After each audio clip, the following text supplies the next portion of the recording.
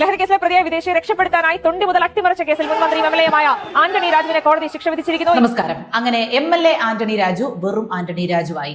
ജനസേവന ജനാധിപത്യത്തിന്റെ വക്താക്കളെല്ലാം നിലം തൊടാതെ ഇപ്പോൾ പറക്കുകയാണ് സുഹൃത്തുക്കളെ. എന്റെ അടുത്ത് ആരുടെ ഒരു കളിയും നടക്കില്ല. കൂടെയുള്ളവരിൽ അധികവും ഉഡായിപ്പുകളാണ് എന്നറിഞ്ഞുകൊണ്ട് തന്നെ ക്യാബിനറ്റിൽ ഉൾപ്പെടുത്താൻ മനസ്സ് കാണിച്ച മുഖ്യദാസനോട് ജയിലിൽ പോകുന്നതിന് മുൻപായിട്ട് ശ്രീ ആന്റണി രാജു ഒരു കൃതജ്ഞത നേരിട്ട് ചെന്ന് രേഖപ്പെടുത്തണം എന്നാണ് ഞങ്ങളുടെയൊക്കെ ഭാഗത്തു നിന്നുള്ള എളിയ അഭ്യർത്ഥന. ഇവിടെ കയ്യടി കിട്ടുന്ന 3ാം ക്ലാസ് കോപ്പറാട്ടി കാണിക്കുന്ന കോമാളിക്ക. ഏതായാലും ലോക ചരിത്രത്തിൽ ഇടം നേടുന്നവരെല്ലാം സഖാക്കളാണ് എന്ന കാര്യത്തിൽ പ്രത്യേകമായിട്ട് ഇവർക്ക് അഭിമാനിക്കാം. ജട്ടി കോടതിയിൽ കയറി മോട്ടിച്ചതിന്റെ പേരിൽ ഒരു MLA സ്ഥാനം പോകുന്ന ലോകത്തിലെ ആദ്യ വ്യക്തി എന്ന റെക്കോർഡ് അണ്ണന് സ്വന്തമാക്കാൻ കഴിഞ്ഞിട്ടുണ്ട്. തെളിവ് നശിപ്പിച്ചതിന് കോടതിയിൽ അത് സൂക്ഷിച്ചവരാണ് വിളിച്ച് ചോദ്യം ചെയ്യാൻ. ഭരിക്കുന്ന പാർട്ടിയുടെ ഏതാണ്ട് വലിയ നേതാവൊക്കെയാണെന്ന് പറയുന്നത് കേട്ടല്ലോ. പാവം രാജു അണ്ണൻ അറിഞ്ഞോ സായിപ്പിന്റെ കൗപീനത്തിലാണ് അണ്ണന്റെ രാഷ്ട്രീയ ഭാവി കടന്നതെന്നും.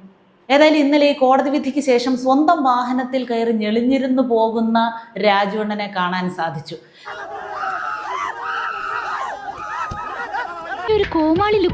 ജനങ്ങളെയൊക്കെ അടിച്ചു താഴെയിട്ടും തള്ളി മാറ്റിയും ഒക്കെ പോലീസുകാർ മരണവെപ്രാളത്തിൽ വഴിയുണ്ടാക്കി കൊടുക്കുന്നതും കണ്ടു.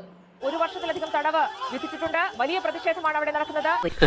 കുറെ കാലമായിട്ട് ഇവിടെയുള്ള എല്ലാവർക്കും അബദ്ധങ്ങളാണല്ലോ പറ്റുന്നത്. എന്താ 3 പതിറ്റാണ്ടുകൾക്ക് മുൻപ് നമ്മുടെ നാട്ടിലെ നിയമ സംവിധാനത്തിനെ മൊത്തത്തിൽ കബളിപ്പിക്കുന്നതിന് വേണ്ടി അദ്ദേഹം നടത്തിയിരിക്കുന്ന ശ്രമത്തിനുള്ള ശിക്ഷ അദ്ദേഹം അനുഭവിച്ചേ മതിയാകൂ എന്നുള്ളതാണ് ഇതിനെ കേവലം ഒരു ജട്ടിക്കേസിന് മുകളിലേക്ക് വളർത്തുന്നത്. ഇന്ന് എൻ്റെ ബെഞ്ചിലാർക്കൊക്കെ എനിക്ക് എൻ്റെ അടുത്ത് പറഞ്ഞിട്ടുണ്ട്, ഈ മാഡം വളരെ മിടുകയാണ്, പണ്ട് ഒരു കേസിൽ ഈ ജൂനിയറെ കൊണ്ട് ജട്ടി മാറ്റിപ്പിച്ച് ഒരു പ്രതിയെ രക്ഷപ്പെടുത്തിയിട്ടുണ്ടെന്നൊക്കെ പറഞ്ഞു.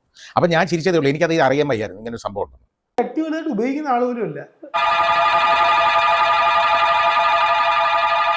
എന്തായാലും നമ്മുടെ നാട്ടിലുള്ള രാഷ്ട്രീയ പ്രവർത്തകർക്ക്, നിയമത്തിനെ കയ്യിലെടുക്കാൻ ശ്രമിക്കുന്ന ആൾക്കാർക്ക്, നമ്മുടെ നാട്ടിലെ നിയമ സംവിധാനത്തിനെ നോക്കി കൊഞ്ഞനം കൊത്താൻ ശ്രമിക്കുന്ന ആൾക്കാർക്ക് അവർക്ക് കൃത്യമായിട്ടുള്ള പാഠമാകട്ടെ ഈ ജട്ടിക്കേസ് എന്ന്. ഇത് എല്ലാവർക്കും ഒരു പാഠമായിരിക്കണം. അവിടെ കേട്ട കൂവലേ, പ്രതിഷേധമേ, അവിടെ കൂടിയ നാട്ടുകാരെല്ലാം ജട്ടികളാണ് കമ്പില് കോർത്തിട്ട് അവിടെ കാണിച്ചത് ഫ്രണ്ടിൽ ചെന്ന് നിന്ന്. ഓരോ നേതാക്കന്മാർ ഓരോ തോന്നിവാസം കാണിച്ചു വെച്ചതിന്റെ പേര് ഇപ്പം മനുഷ്യന് ജട്ടിന്ന് പറയാനും ഒക്കത്തില്ല, ജട്ടി ഇടാനും പറ്റാത്ത അവസ്ഥ. നീതിപീഠം നീതി നിർവഹിക്കുന്ന ഒരു നാൾ വരും. എത്ര വർഷങ്ങൾക്ക് ശേഷമാണെങ്കിലും എത്രയധികം സമയത്താണെങ്കിലും അങ്ങനെ ഒരു നാൾ വരും.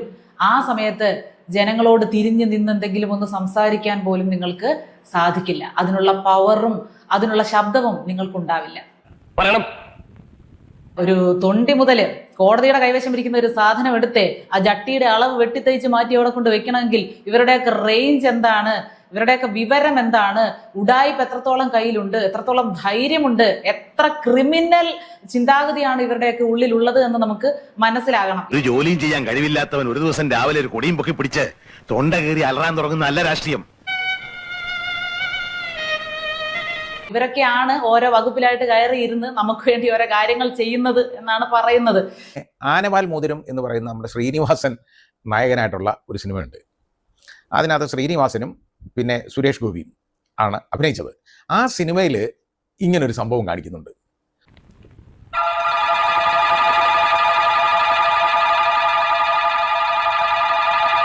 ഈ ഡ്രോയർ മിസ്റ്റർ ആൽബർട്ടോവിനെ ഒന്ന് ഉടിപ്പിക്കാമോ?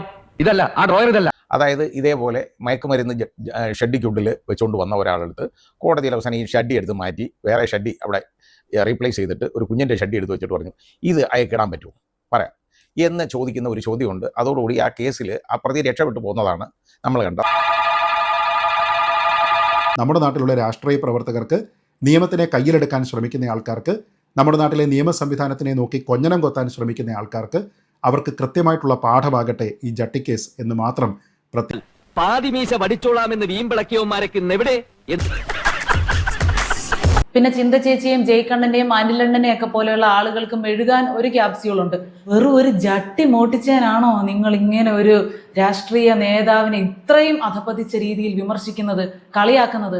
ഇതൊന്നും നല്ലതല്ല, ജനാധിപത്യ ബോധമുള്ള ഒരു പൗരനും ചേർന്നതല്ല തുടങ്ങിയ കാര്യങ്ങളൊക്കെ പറഞ്ഞ് മെഴുക. തലയിലെടുത്ത് തലമുടി പഠിച്ചാ പോവില്ല. പിന്നെ ഒരു കാര്യം നിങ്ങൾ ശ്രദ്ധിച്ചോ, കുറ്റക്കാരനാണെന്ന് ബഹുമാനപ്പെട്ട കോടതി വിധിച്ചതോടുകൂടി പൂർണ്ണമായിട്ടും ദുർബലനായി ഇങ്ങേര് മാറുകയായിരുന്നു. അവിടെ തടിച്ചുകൂടിയ നാട്ടുകാർക്കിടയിൽ ഒറ്റ രക്ഷാപ്രവർത്തകരെ നമ്മൾ കണ്ടില്ല. അതെന്താ കാര്യം? പവറുള്ള സമയത്ത് മാത്രമേ നിങ്ങളുടെ രക്ഷാപ്രവർത്തനമൊക്കെ പാവപ്പെട്ട നാട്ടുകാരുടെ നെഞ്ചത്ത് നടപ്പാകൂ എന്ന് നിങ്ങൾക്കും അറിയാം അല്ലേ? അപ്പോ ഈ കാല് നക്കുന്നവരും കൊട പിടിച്ചവരും വാഴ്ത്തിപ്പാടിയവരും ഒന്നും അധികാരം കയ്യിലില്ലെങ്കിൽ നിങ്ങളുടെ ഒപ്പം ഉണ്ടാവില്ല എന്നുകൂടി മനസ്സിലായല്ലോ. അതാണ് ഞാൻ ആദ്യം പറഞ്ഞത്. ഇപ്പൊ ഇരുന്ന് സുഖം അനുഭവിക്കുന്നവരുണ്ടല്ലോ, അവരാരും നല്ലവരൊന്നുമല്ല. അവർക്കെല്ലാവർക്കും കൂടി വേണ്ടിയിട്ടുള്ള ഒരു കാഴ്ചയാണ്, അവർക്കെല്ലാവർക്കും കൂടി പകർത്താവുന്ന ഒരു പാഠമാണ് ആന്റണി രാജുവിന് സംഭവിച്ചത്. ഒരു ജട്ടിക്ക് കിട്ടിയ പ്രതിഷേധമാണ് ഇന്നലെ കണ്ടത്. ഇതൊന്നും ആയിരിക്കില്ല ബാക്കിയുള്ളവർ ഈ അവസ്ഥയിൽ വരുമ്പോൾ കിട്ടുന്നത്. ഒരു സിറ്റിംഗ് MLA ആണ്, 36 വർഷമായിട്ട് ഈ ഒരു പോക്രിത്തരം കാണിച്ചിട്ടും പാർട്ടിയിലെ അംഗത്വം പോലും നഷ്ടപ്പെടാതെ തുടരുകയാണ്. ആ ജിപ്സം പൗഡറിന്റെ ക്ഷീണമൊന്നും മാറി വരികയായിരുന്നു അല്ലേ? ഷോ, ആലോചിക്കുമ്പോൾ തന്നെ കഷ്ടം തോന്നുന്നു. ഇത്രയും വിഷമിക്കുന്ന ഒരാൾ ഈ താലൂക്കിൽ തന്നെ ഇപ്പോൾ ഉണ്ടാവില്ല.